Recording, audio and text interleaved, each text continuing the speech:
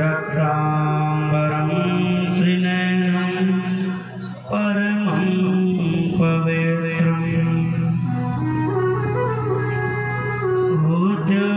दिवाकरकरो ज्वलकायकाङ्गम् विघ्नेश्वरं सकलविघ्नहरं नमामि।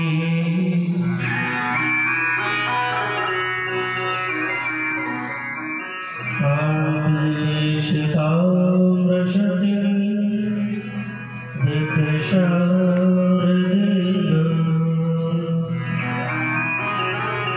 यत्रैकतो विलसिता मशिताङ्गशोभम्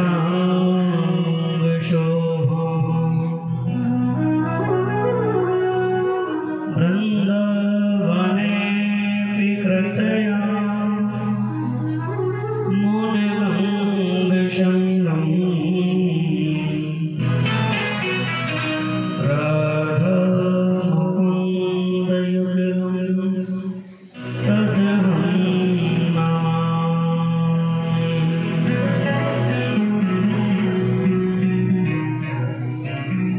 वंशीविभूषितकरा नवनीलगाभा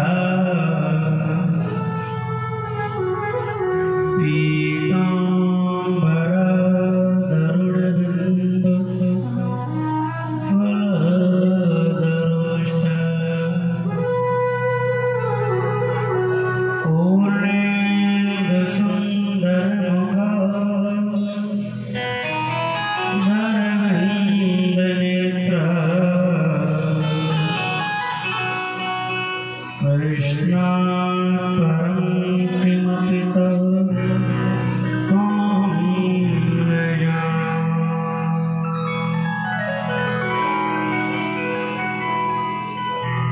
नारायणं नमस्कृत्य नरं चैव नरोत्तमं देवीं सरस्वतीं व्यासं ततो जयोमुदीरये।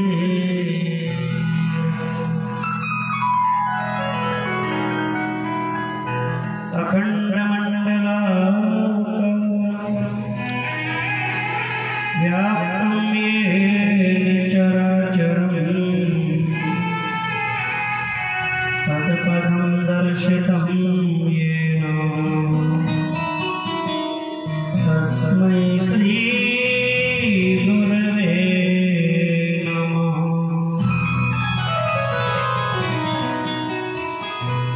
जय जय श्री राधारमण जय जय नवलकिशोर जय गोपी चित्तचोर प्रभु जय जय महाकनिचोर।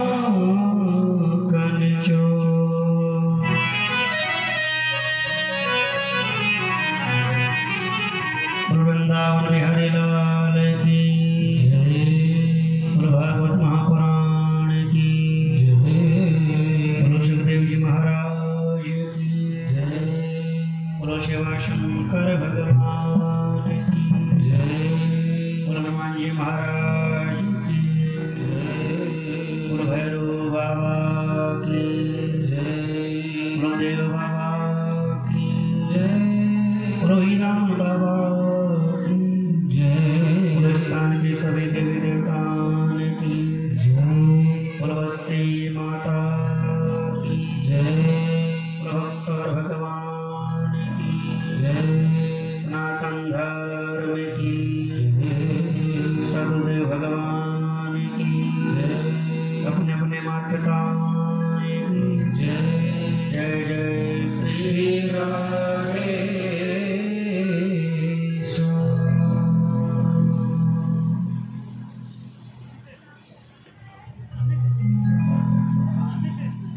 कर्णमण्डलय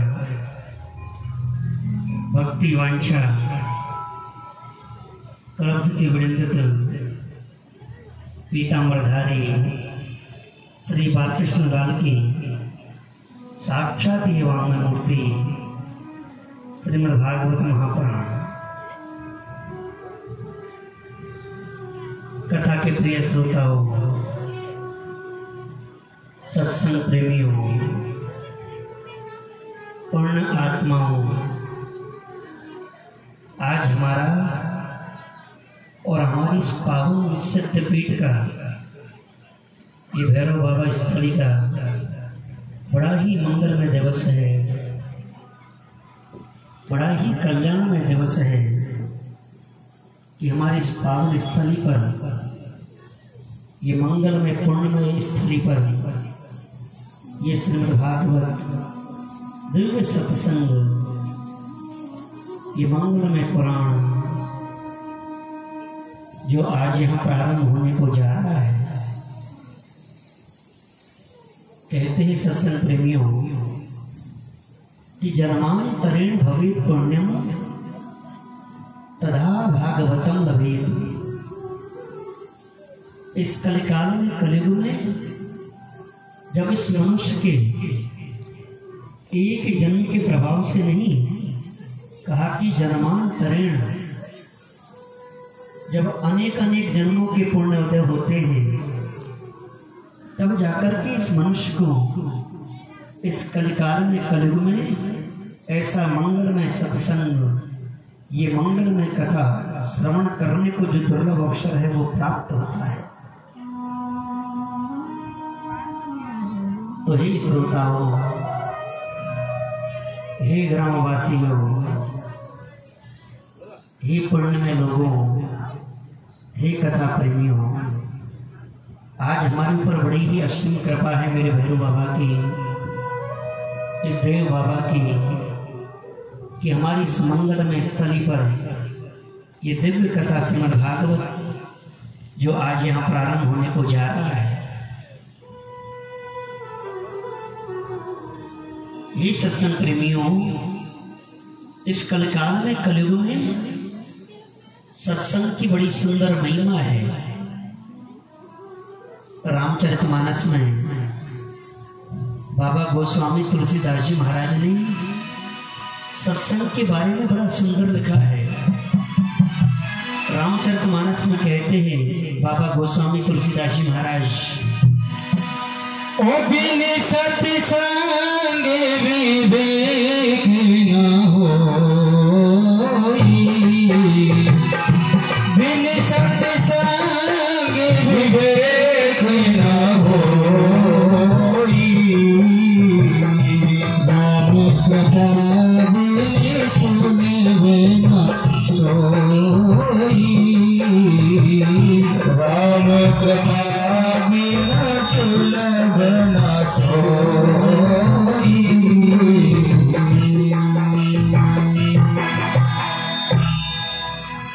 गोस्वामी तुलसीदास जी महाराज कहते हैं कि बिनु सत्संग विवेक न होगी। जब तक कि ये मनुष्य, ये प्राणी, ये जीव भगवान की ऐसी मंगलमय कथाओं का श्रवण नहीं करता है, मेरे गोविंद की शरणागति नहीं होता है, तब तक इसमें विवेक का प्रादुर्भाव नहीं होता मेरे प्रभु। बिनु सत्संग विवेक न होगा। कहते हैं कि विवेक क्या है?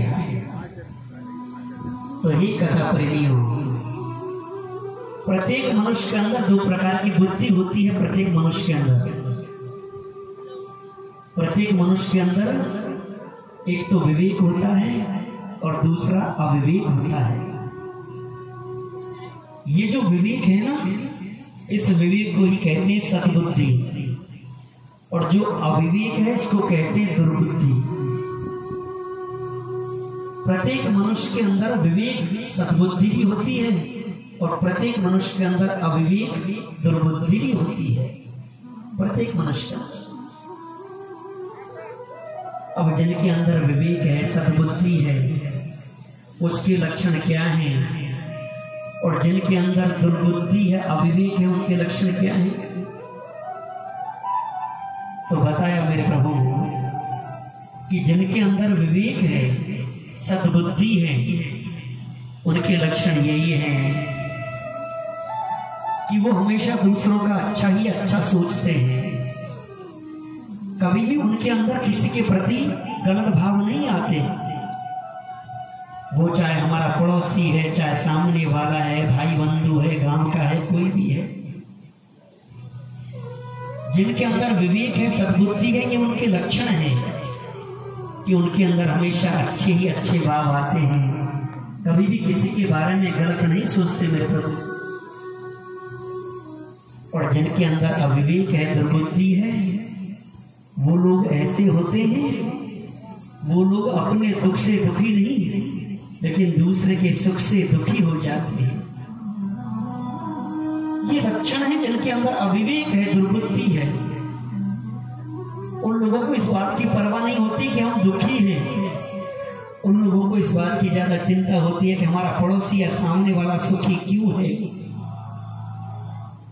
एक बार ऐसा हुआ मेरे प्रभु, एक ऐसा अविवेकशीली मनुष्य भगवान की तपस्या करता है। अविवेकशीली था, दुर्बुद्धि जीव था, भगवान की तपस्या करता है मेरे प्रभु। भगवान दर्शन हुए, भगवान प्रकट हुए, दर्शन देने के लिए पधारे। भगवान ने कहा कि मांगिए, क्या वरदान मांगते हो? लेकिन भगवान कहते कि तुम जो भी मांगोगे ना, उससे दुगना डबल तुम्हारा पड़ोसी को मिलेगा। मांगिए, क्या मांगते हो? तो वह अविवेकशीली था, दुर्बुद्धि जीव था। वो मन में विचार करता है कि तपस्या मैंने की, कष्ट मैंने भोगा, दुख मैंने भोगा, और डबल फायदा पड़ोसी को मिलेगा। तो वह मन में विचार करता है कुछ ऐसा मांगे हमें नुकसान कम और पड़ोसी को डबल नुकसान हो। तो वह भगवान से कहता है कि प्रभु मुझे बस यही आशीर्वाद दे कि मेरी एक आंख फूट जाए। भाई हमारी एक फूटेगी तो हम तो दूसरी से काम चला लेंगे, लेकिन पड़ोसी की तो ये लक्षण है जिनके अंदर अविवेक है, जो दुर्बुद्धि जीव है, ये उनके लक्षण है। तो गोस्वामी तुलसीदास जी महाराज कहते कि बिनु सत्संग विवेक न होई। ये मनुष्य जब तक सत्संग नहीं करता है, भगवान की कथाओं का श्रवण नहीं करता है, तब तक उसमें विवेक का प्रादुर्भाव नहीं होता मेरे प्रभु। और कितनी बड़ी बात कह दी गोस्वामी तुलसीदास जी महाराज ने कि राम कृपा बिनु सुलभ न सुलभ। जिनके ऊपर मेरे प्रभु की कृपा होती है ना, जिनके ऊपर उस परमात्मा की कृपा होती है, वही लोग सत्संग के लिए पधारते हैं मेरे प्रभु। भगवान की कथा का वही श्रवण कर सकते हैं जिनके ऊपर भगवान की कृपा होती है। वरना मेरे परमात्मा ने इस जीव को, इस मनुष्य को अपने माया के बंधन में इतना बांध दिया है, इतना जकड़ दिया है मेरे प्रभु, इस मनुष्य के पास में ऐसी कथा श्रवण करने का समय ही नहीं है मेरे प्रभु। जिनके ऊपर भगवान की कृपा होती है ना, वही लोग भगवान की कथा का श्रवण कर पाते हैं मेरे प्रभु। सत्संग उनको ही प्राप्त होता है जिनके ऊपर मेरे गोविंद की कृपा होती है। आप लोग जो पीछे बैठे हैं, आपको आवाज बिल्कुल समझ में आ रही है? ये सत्संग प्रेमियों, आज कथा में हम लोग श्रीमद् भागवत के महात्म्य का श्रवण करेंगे। महात्म्य कहते हैं महत्वता, विशेषता। ये जो श्रीमद् भागवत का महात्म्य है ना, ये अपना स्वयं का नहीं है। ये श्रीमद् भागवत का महात्म्य दूसरे पुराणों से लिया गया है। स्कंद पुराण और पद्म पुराण से लिया गया है श्रीमद् भागवत का महात्म्य। कहते हैं कि श्रीमद् भागवत का महात्म्य स्वयं अपना क्यों नहीं है, क्या कारण है? तो महात्म्य का अर्थ होता है महत्व, विशेषता। यदि ये श्रीमद् भागवत अपनी विशेषता स्वयं बताता तो सुनने वाले ये विचार करते कि ये देखो, ये पुराण स्वयं की विशेषता स्वयं बताता है, तो सुनने वाले के गले से वो बात कम उतरती है। यदि कोई स्वयं की बड़ाई स्वयं करे तो सामने वाला यही सोचता है देखो कितना फेंकता है, और यदि कोई दूसरे की बड़ाई कोई दूसरा करे तो वो बात हमारे गले से नीचे उतरती है। यदि श्रीमद् भागवत अपना महत्व स्वयं बताता कि हमारे सुनने से ये होता है, हमारे सुनने से ये होता है, तो सुनने वाले ये विचार करते कि ये पुराण स्वयं की बड़ाई स्वयं करता है, तो सुनने वाले की वो दिल और दिमाग में कम बैठती है।